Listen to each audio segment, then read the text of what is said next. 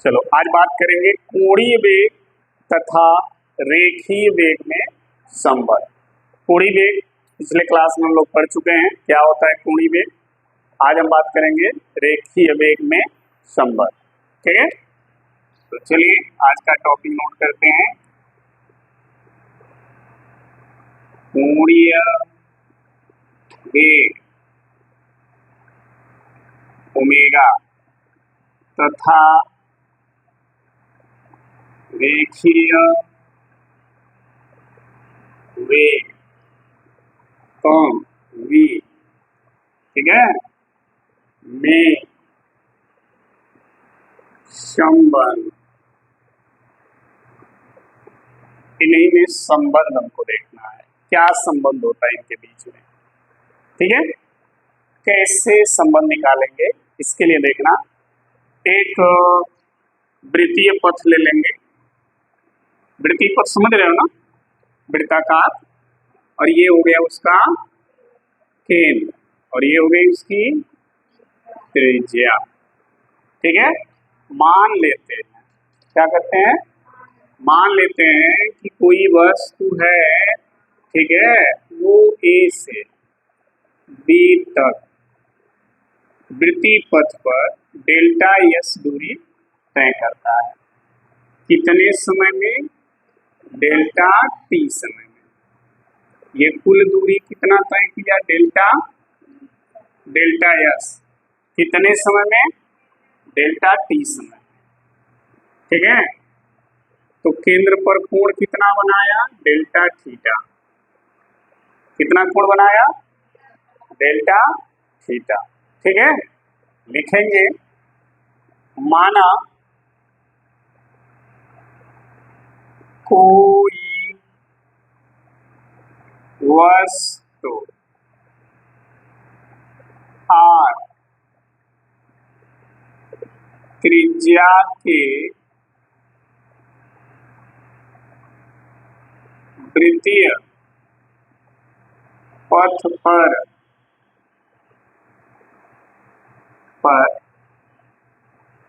वृत्तीय गति कर रहा है। हमने मान लिया कि कोई वस्तु है वो R त्रिज्या के वृत्तीय पथ पर वृत्तीय गति कर रहा है। ठीक है, वस्तु डेल्टा T समय में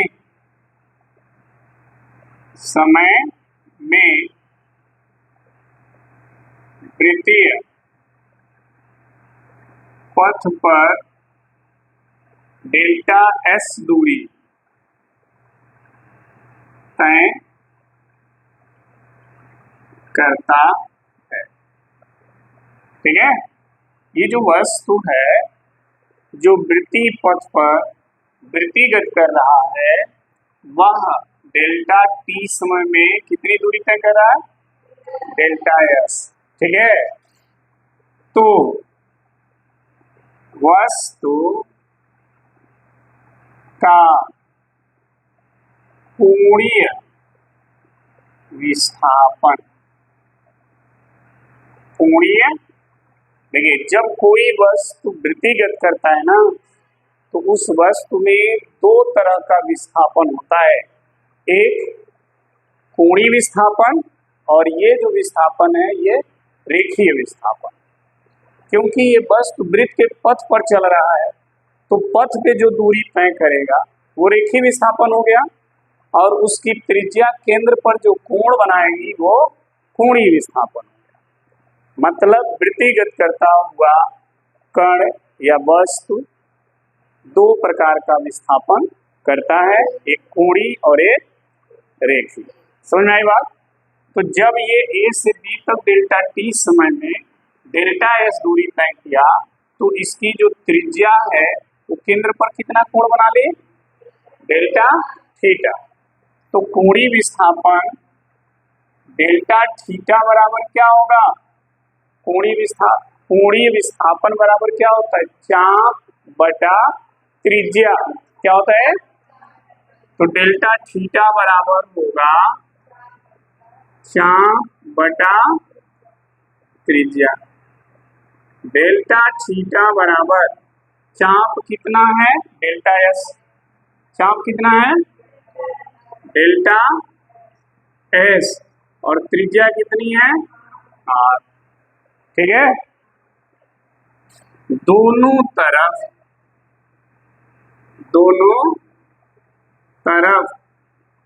डेल्टा टी से क्या करें भाग देना।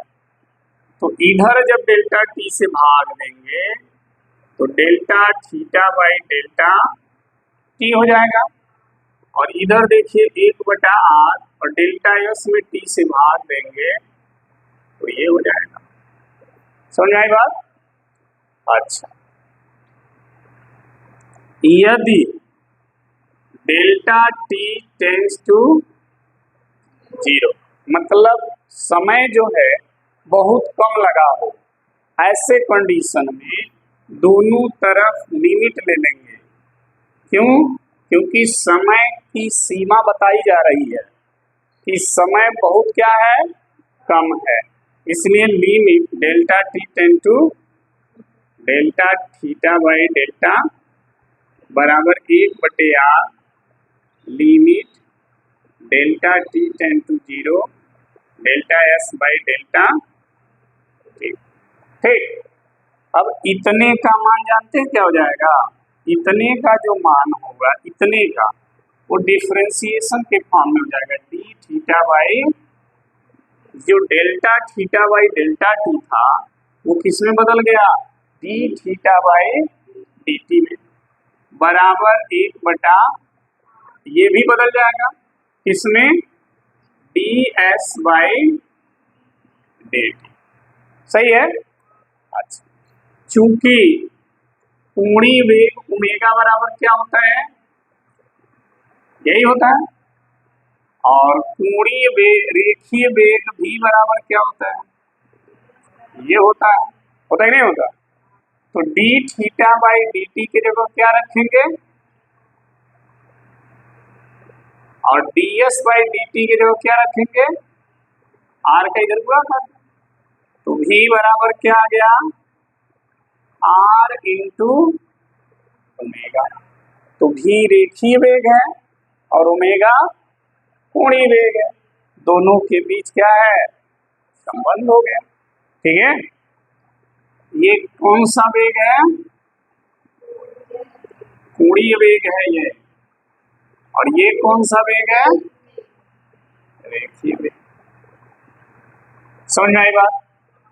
और आगे बढ़े, चूंकि सभी को पता है कोणीय वेग ओमेगा बराबर होता है 2 पाई, होता ही नहीं होता 2 पाई n, तो अगर ओमेगा का मान यहाँ रख दें तो भी बराबर क्या हो जाएगा 2 पाई n इंटू रेखीय वेग, भी हो जाएगा।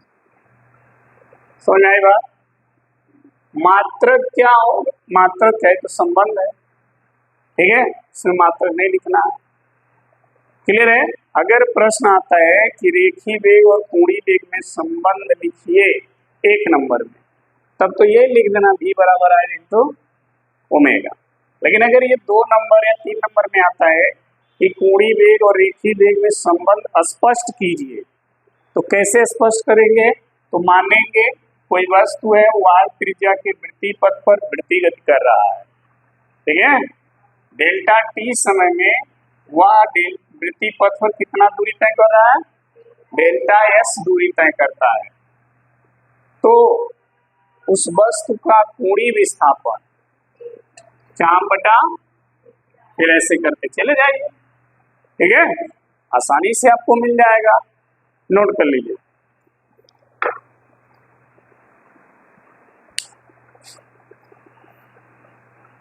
चलिए, अब हम जो बात करने वाले हैं वो है कोणीय त्वरण।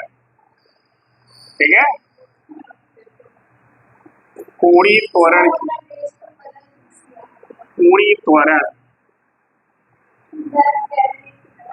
क्या चीज? पोछा मारे सिखत रही, ठीक है, इससे पोछा मारा जाता है। चलो देखो, कोड़ीय क्या? तोरण। पोछा नाई मारे सीखी आज के जमाना में केहू तो घर में गुजारा होई, ठीक बा। चलो देखो, एंगुलर एसिलेशन, एंगुलर एसिलेशन, ठीक है। क्या होता है एंगुलर एसिलेशन? कोणीय त्वरण, ठीक है। देखिए, रेखीय जो त्वरण होता है वो रेखीय वेग में परिवर्तन की दर को रेखीय त्वरण कहते हैं। उसी तरह से जब कोणीय त्वरण की बात करेंगे तो क्या कहेंगे? कोणीय वेग में परिवर्तन की दर को कोणीय त्वरण कहते हैं। तो लिखेंगे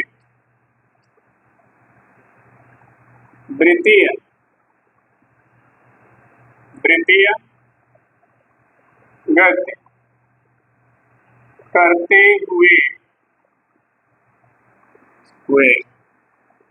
वस्तु के कोणीय वेग में परिवर्तन की दर को, वृत्तिगत करते हुए वस्तु के कोणीय वेग में परिवर्तन की दर को क्या कहते हैं? कोणीय त्वरण कहते हैं। इसे अल्फा से प्रदर्शित करते हैं, इससे अल्फा से, ठीक है। समझो, मान लो कोई वस्तु है और वो वस्तु वृत्तीय गति कर रहा, ठीक है। तो डेल्टा टी समय में उसका जो कोणीय वेग है ओमेगा, उसमें जो परिवर्तन हो रहा है वो कितने का हो रहा है? डेल्टा ओमेगा का हो रहा है, ठीक है। माना वृत्तीय गति करते हुए किसी वस्तु, वृत्तिगत करते हुए किसी वस्तु के कोणीय वेग में डेल्टा टी समय में डेल्टा ओमेगा का क्या हो रहा है? परिवर्तन हो रहा है। माना कोई वस्तु है जो वृत्तिगत कर रही है, ठीक है, उस वस्तु का जो कोणीय वेग है वो डेल्टा टी समय में कितना परिवर्तन कर रहा है? Delta omega. तो कोणीय त्वरण क्या होगा? कोणीय त्वरण क्या कहलाता है? कोणीय वेग में परिवर्तन की, तो कोणीय वेग, कोणीय वेग में क्या? परिवर्तन। और जब दर का है तो समय से क्या करेंगे?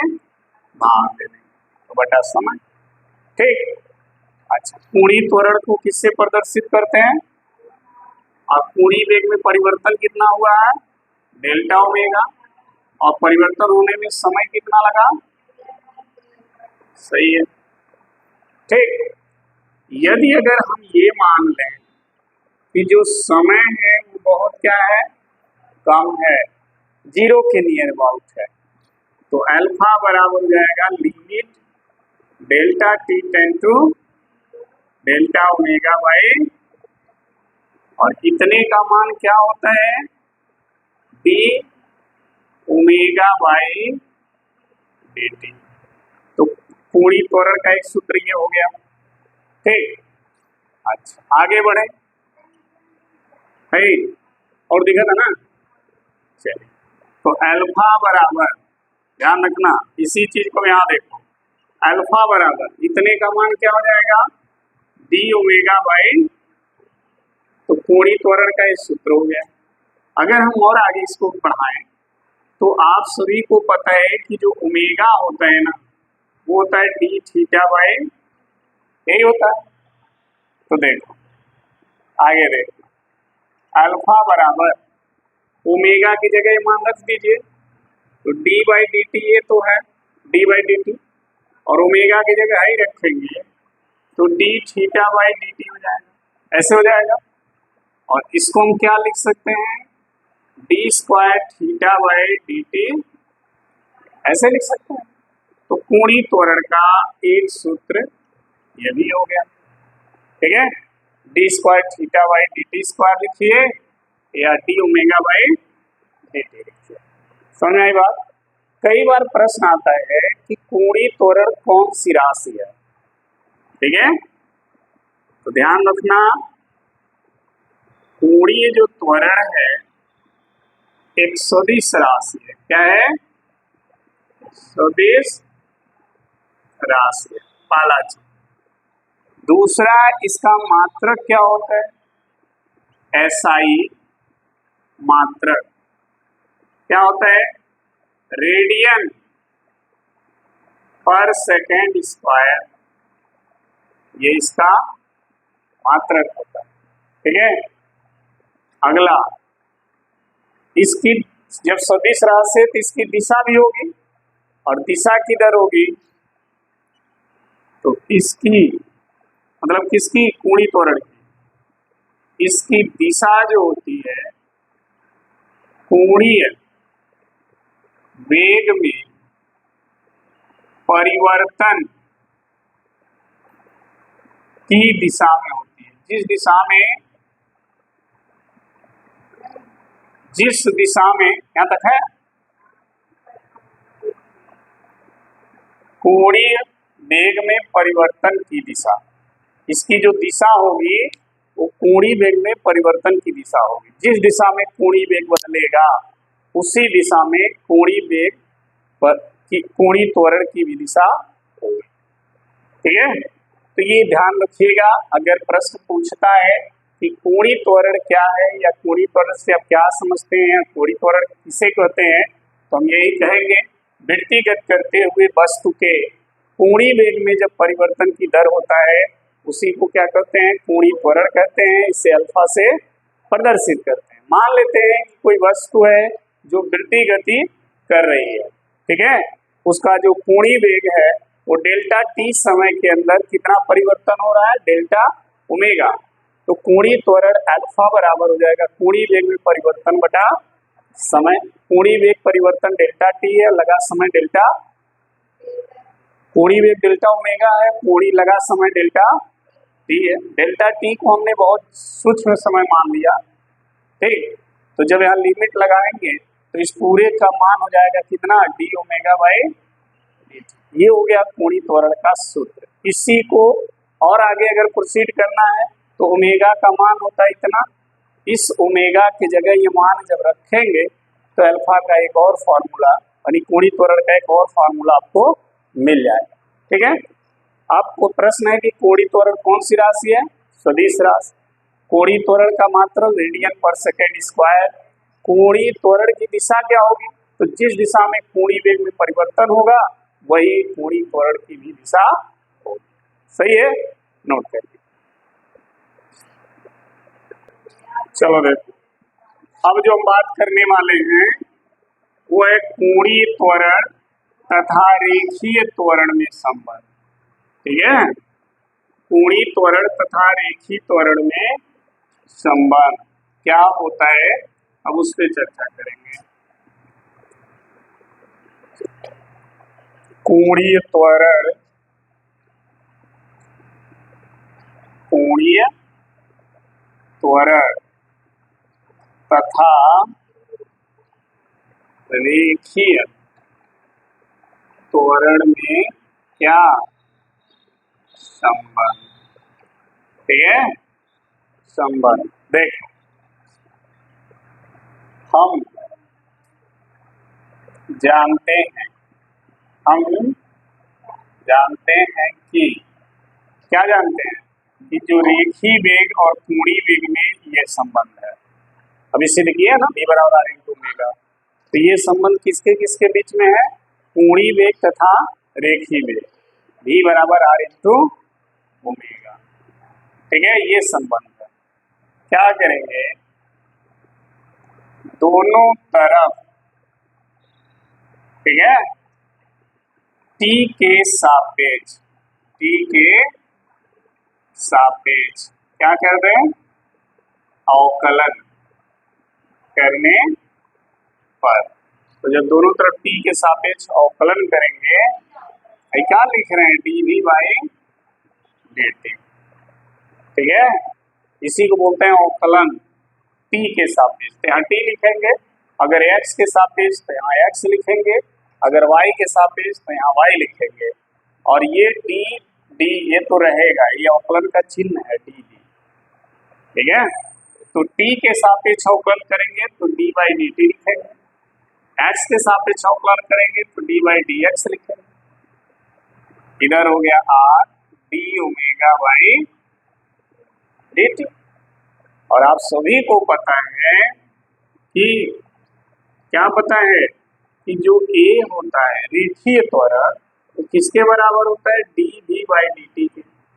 इसको हम क्या बोलते हैं? रेखीय त्वरण। समझ आई बात? और अल्फा को क्या बोलते हैं? कोणीय त्वरण।